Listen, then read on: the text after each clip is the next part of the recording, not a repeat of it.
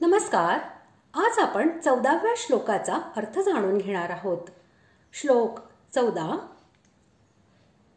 सर्वमेतद्रुतं मन्ये यन्मां वदसि केशव नहि ते भगवान् व्यक्तिं विदुर्देवान दानवाः.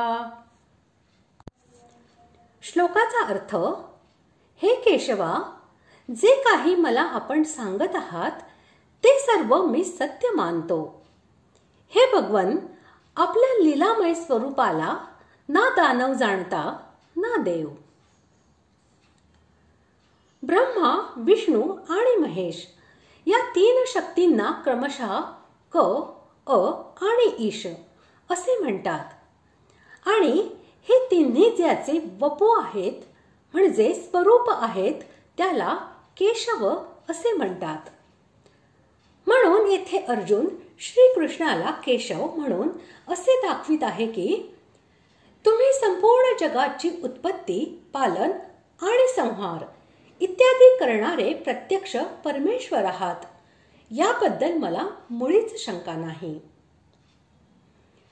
7व्या अध्यायातील प्रारंभापासून या अध्यायातील 11व्या श्लोकापर्यंत भगवंताने आपले गुण, प्रभाव, स्वरूप, महिमा, रहस्य आणि ऐश्वर्य इत्यादींच्या ज्या गोष्टी सांगितल्या आहेत व ज्यांच्यामुळे श्रीकृष्ण स्वतःला प्रत्यक्ष परमेश्वर असल्याचे मान्य करतो असे सिद्ध होते, त्या सर्व वचनांचा संकेत करणारे एतत् व यत् ही पदे आहेत.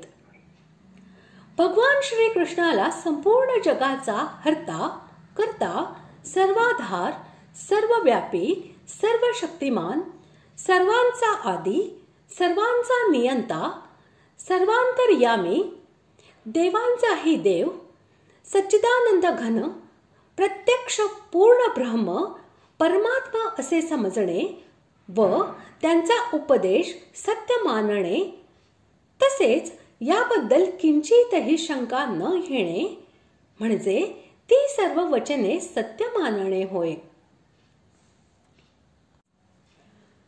भगवन या संबोधनाचा भावार्थ असा की विष्णू पुराणामध्ये म्हटले आहे की संपूर्ण ऐश्वर्य, संपूर्ण धर्म, संपूर्ण यश, संपूर्ण श्री, संपूर्ण ज्ञान आणि संपूर्ण वैराग्य या सहांचे नाव भग असे आहे. हे सर्व ज्याच्यामध्ये असतील त्याला भगवान असे म्हणतात.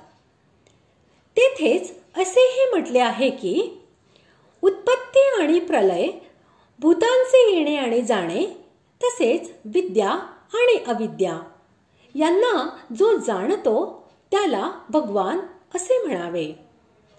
म्हणून अर्जुनाने येथे श्रीकृष्णाला भगवन हे संबोधन देऊन असे दाखविले आहे की तुम्ही सर्वैश्वर्य संपन्न आणि सर्वज्ञ प्रत्यक्ष परमेश्वर आहात, यामध्ये कोणतीही शंका नाही.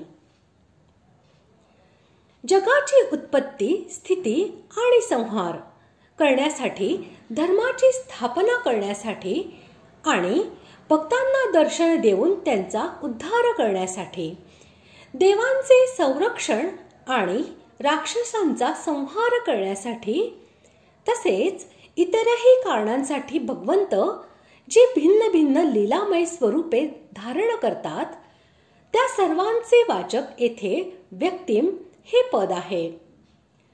त्यांना देवता व दानव जाणत नाहीत असे म्हणून अर्जुनाने असे दाखविले आहे की मायेने नाना रूपे धारण करण्याची शक्ती बाळगणारे दानव आणि इंद्रियातीत विषय प्रत्यक्ष करणारे देवता लोक ही सुद्धा तुमची ती दिव्य लीलामय रूपे त्यांना धारण करण्याची दिव्य शक्ती आणि युक्ती, त्यांचे कारण आणि त्या लीलांचे रहस्य यांना जाणू शकत नाहीत.